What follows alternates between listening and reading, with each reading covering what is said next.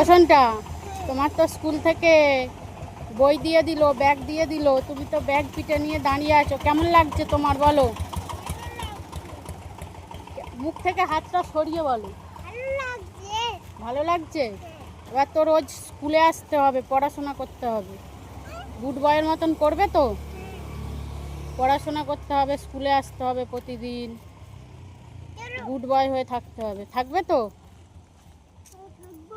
আমাদের বই নেওয়া হয়ে গিয়েছে, এই যে ব্যাগ ভর্তি বই।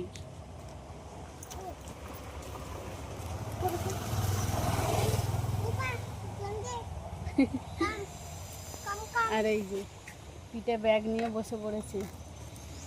তো আমরা এখন বাড়ি যাব, বই নেওয়া কমপ্লিট।